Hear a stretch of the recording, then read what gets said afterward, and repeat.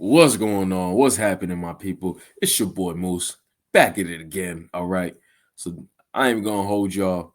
We're talking about the economy today. All right. So people are struggling, man. I'm seeing countless videos of people going through it, stressing. Every day's just they don't know where they're gonna get their next dollar from. Pretty much, it seems like, after they use their entire paycheck, living paycheck to paycheck is what's happening. So yeah, want to get into the economy, man, because it's no joke, and I think that's the one thing that people on both sides who aren't really, it's not really what they're talking about. They're still focusing on all this political stuff, man, with uh, Donald Trump, and obviously, and rightfully so. We should be focused on the things that's happening politically, but nobody's really talking about the economy except for the tariffs. And the tariffs, he's actually Donald Trump is actually getting some pushback on that now from Supreme Court because they said he used his emergency powers illegally to be able uh, to alter those tariffs, and ultimately, uh, we're paying for it. The people, anyone in the middle class or lower class, pretty much, we're paying for it through taxes. But yeah, so I want to get into these videos, man, and just basically talk about the economy and how it is messed up right now. And it's the elephant in the room that people don't want to discuss. Okay, people are discussing about Cracker Barrel and things that are insignificant compared to what's really going on. So yeah, let's jump into this video and y'all can see what I'm talking about. There is no doubt about it that the American economy is struggling right now, whether it's people not getting jobs, people losing their jobs, or people not even paying their bills. You're starting to see this more and more when you look around. So let me get this straight. Inflation is going to keep going up. Taxes are going to keep going up. Interest rates are going to keep going up. National debt's going to keep going up. Wages are probably going to be going down now with the implementation of AI. That's going to make like easier mundane shit, much easier to do. So what's the end game here? So if you're not already rich or you're not going to be rich very soon, what is really the end game here? I'm actually like asking you, like, what is the end game? That's a great point. Like seriously, what is going on? You got people losing their jobs because of the AI revolution, and uh, the job market is just incredibly desolate. People are finding it incredibly hard to even find jobs to begin with. So, yeah, things are very bleak. Not looking so bright. So I just got my Ameren bill. Mind you, I live in Missouri. Uh, Single household, so it's just me, my dog, and my two cats. House isn't huge, not even, it's normal, right? They're bed, two bath, nothing crazy, like a little under 1,700 square foot, like literally nothing crazy, right? Not bad. My bill, $282.99. Carla Joe, vacation's over, girl. Vacation is over. Where the brother is at. But honestly, when does it end? When does it stop? $830.27. Anybody want to guess what that is? You won't guess. So I'm just going to share it with you. That is my electric bill this month. Okay. Full disclosure, that is less than last month. Our bill last month was $1,130.98. I'm sorry, it's insane. That is my mortgage payment plus more. Okay. I don't know how anybody is expected to pay that. So, I mean, our house is big. It's not huge. It's not a mansion. It's about 2,500 square feet, 5 bedrooms. Because you got a McMansion, and they said you will own nothing and like it. Guess who's owning all the houses now? Wall Street, BlackRock. 3 baths. We had 5 children. Our bills with our children, all 5 living at home, were between $400 and $700 a month. So we have called the electric company. They've come out. We live beside a restaurant. We were adamant that we were paying the electric company's bill also. I mean, it's ridiculous. Who can afford even $400 a month for electricity, but they expect us to pay $830 or $1,130. So, yeah, I logged in this morning to see what our bill was when it was due, $830.27. So we got our electric bill for the month of July, $650. For the month of June, it was $560. For the month of August, if it keeps raising, our electric company, CenterPoint Energy, their pieces of, we will have given them $2,000 in 3 months just for our electric bill. I can't afford that. And if I can't afford that, I can't imagine other people and what they're paying. This is bullshit. Like they're forcing us to not pay our bills so that they can force us out of our houses or something. This is absolutely bull. I think there's a lot more people that's not paying their bills than media wants you to know. They've been real quiet about this issue. And I'm not talking about utilities like necessities. I'm talking about, I really don't think there's a lot of people. I think there's a lot of people that's not paying like medical bills, their mortgages, credit card bills, and any other bills, you know, you've accumulated other than like water, electricity, and gas. Because I don't think the American government wants people to get the idea that if they stop paying their bills, nothing's going to happen. But I think that's what's happening. I know that there are a lot of people who stopped being able to afford their mortgage, and they're still in their houses, and it's been 2-3 years. Because whether they admit it or not, we've been in a recession for years. And I think once the rest of us realize that, wait, I stopped paying my credit card bill and really nothing's happening other than it's messing up this phantom credit score and everybody's credit is jacked up. So now what? I think a lot of people aren't paying bills. So, I mean, I stopped paying some bills. I'm like, I ain't paying this mess. Shoot, put it on my credit report. I get it off. Have you guys stopped paying your? And I think that's the first step. That's got to be the first step, you know. Once people start paying their bills, the next step is they start robbing from the grocery store. You know what I mean? It just leads to that. Like you have people out here, you cut off all these jobs, all these government jobs, and then you expect people to do what? And then the prices and things are going up for utilities and rent, and everything's going up. How does that make sense where they're going to make payments? I'm just saying. I'm just thinking out loud here, you know? So that really doesn't make sense to me. But, and obviously clear, that's not everybody, but the inflation is kicking everybody's butt out here, man. And she's talking about people not paying bills. Yeah, a lot of people are going to stop paying bills. Some people will. And those are the haves and the have-nots. And that's why you shrink in the middle class by doing that. You shrink in the middle class, literally. It's crazy. Your credit cards yet? Because I promise I am about 2 seconds away from not paying my credit cards. Literally, just the thought of going grocery shopping makes me sick. Like, how the hell is anyone even affording anything right now? My husband drives a 2017 GMC Sierra, and it's $240 to renew his insurance. And we still had to pay $195 on top of that for the last month's insurance. Let's not get started on electric and how much it's going up. I just got a notice saying that our water bill is going up, and my electric company keeps on playing games with us. So with that being said, I'm literally 2 seconds away from not paying my credit cards no more. Because at this point, I got my house. I'm not financing a car. I can't refinance this house because my credit's so freaking shot that it doesn't matter. So I'm really about to say, if them credit cards are not paying.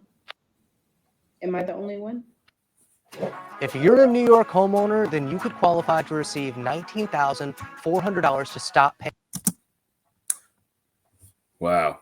So, yeah, I just think that people are at their utmost that they could take at this point. You know, they've had it up to their neck with these bills and the prices of food and the rent and utilities. Everything's just going up, and then the economy and then the job market. It's all just kind of blended together into this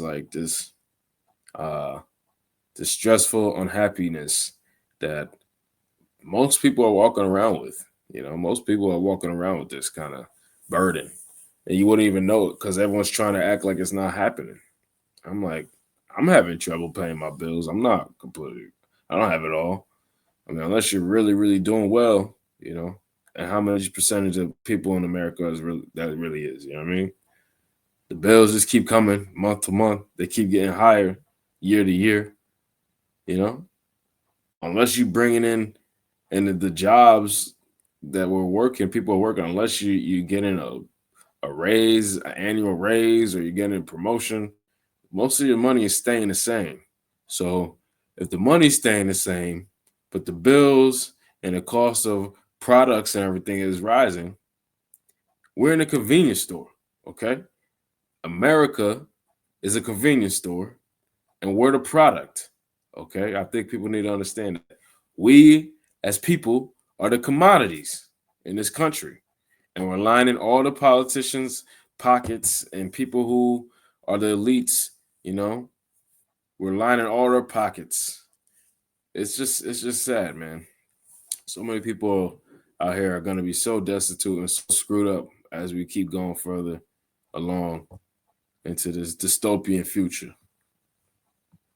But let me break down another video because I got something else I want to go into right now. So let's hop right into that because I think this is an interesting video on top of the video I just covered right there. So I think it's important we discuss this as well.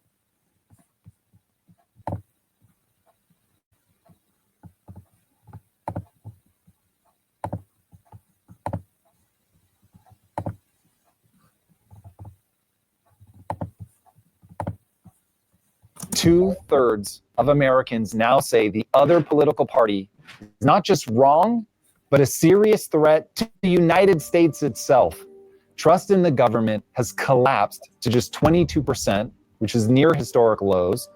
The middle class, the glue that holds this country together, has been absolutely hollowed out. Housing is now at its least affordable point in 30 years, locking young Americans out of the only asset they intuitively understand. And when people are shut out, resentment festers, which is why 62% of Americans under 30 now say they have a positive view of one of history's most murderous economic systems, socialism. Worse than that, these aren't random cracks in civilization. They're the same fault lines that show up again and again throughout history right before societies collapse. Philosophers, historians, economists, the best minds across multiple eras all point to the same sequence. Debt accumulates, the middle class disappears, trust breaks down, populism rises, elites get overproduced, wealthy people hedge against collapse, and debt spirals wildly out of control until violence erupts. If you want to know where America is at on that timeline, we just crossed $37 trillion in government debt. That's more than $100,000 of debt for every man, woman, and child in the country. Only 18% of adults even earn that much in a year. The debt to GDP ratio is at a staggering 122% and climbing. And 130% is considered a red line over which virtually every country that has ever spent any meaningful amount of time above that line has collapsed. History is screaming at us. The dashboard is flashing red. If we do not take evasive action immediately, if you can't afford a bunker in New Zealand, your future is going to be bleak. Today, we're going to speed run how countries collapse so we can see exactly what we need to do to avoid it. And if we can't avoid it as a society, what you personally need to do to make it to the other side better than before the collapse. Because collapses always hurt most people, but they also always help a select few. We're going to cover this in 5 easy parts. Part 5 is the playbook, but you are not going to want to skip part 4, because if you do, you're going to be in trouble. It won't make any sense, because that's where I explain why the answer you're currently being sold isn't going to work, at least not alone. So welcome to part 1. Wow. That was a great breakdown and a great intro. This is why I wanted to share this video. I think it's very important for us to realize kind of how we get to this point. And it's important to see what's happened in the past as well. So that way we can not make the same mistakes of our forefathers. I'm serious. I think that this is a great video that my man Tom Bilyeu, shout out to the creator right there, that he's put together. So yeah, I just wanted to mention that.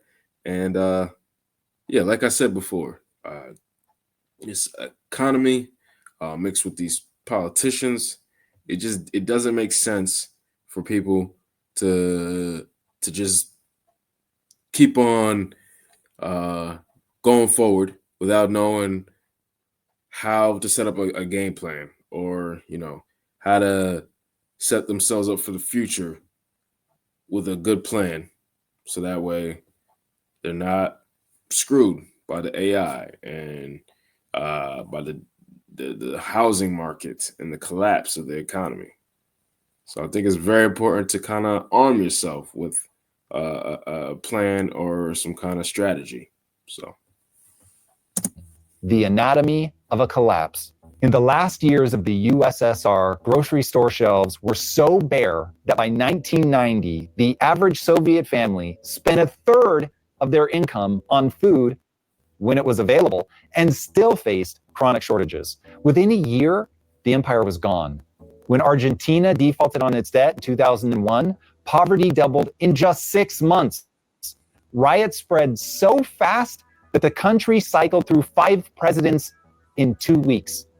In 1923, debt crushed Germany so hard they had to hyperinflate their currency just to try to survive. And at one point, it took 4.2 trillion German marks to buy a single US dollar. That was the collapse that paved the way for Hitler. Now, I encourage you guys to self-radicalize by researching how often countries actually fail. It's not just the Roman Empire, despite all the memes. It's happened over and over. And for better or worse, history shows that when it comes to economies, countries don't collapse randomly. They follow a pattern.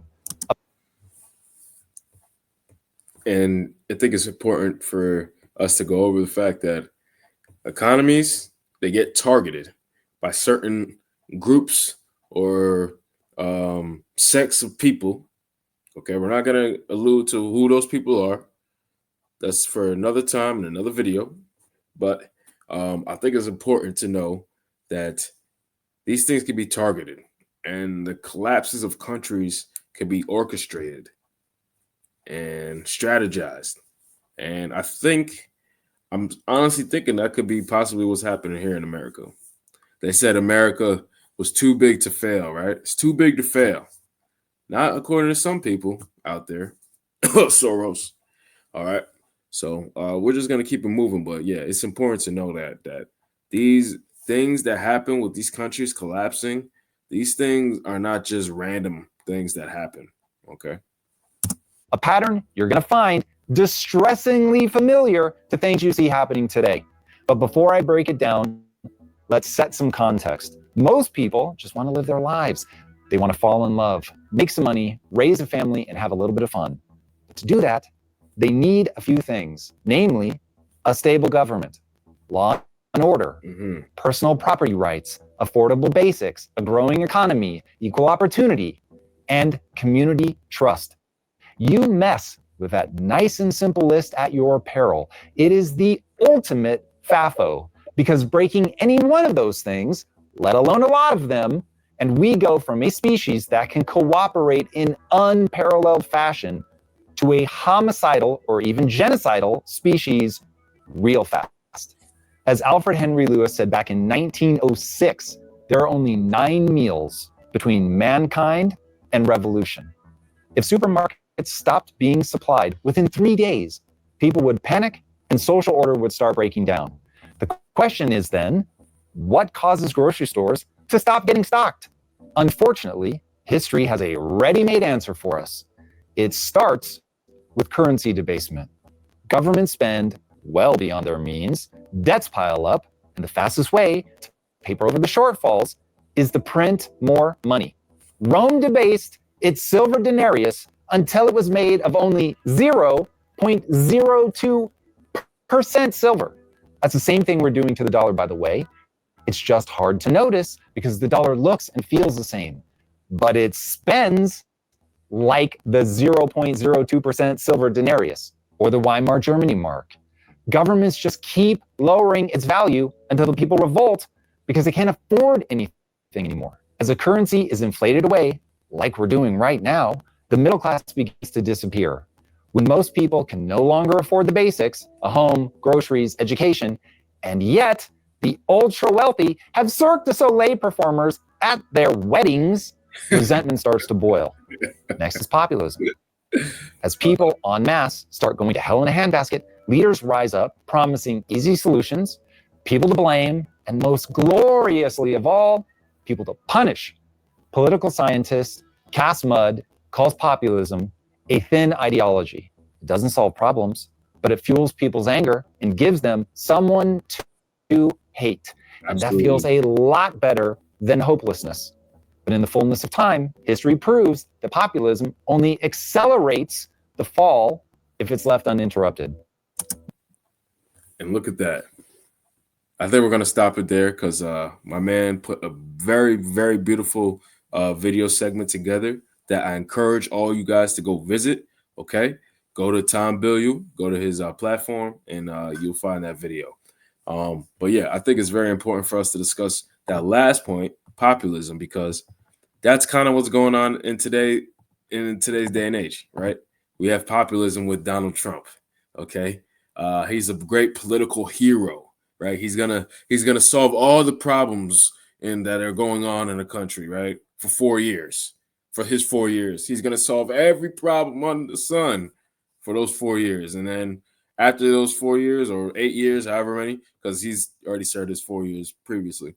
But let's just say after he serves his 4 years, okay, then the next person comes in, and then they're gonna just have their whole own regime, but still under the guise and the ruling of American the regulations and the checks and balances of the House and the parties, right?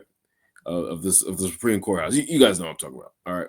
So I'm just saying that populism can lead to a degradation and a downfall of society as well, because you can't put all your hopes in some kind of political hero like that. I'm sorry.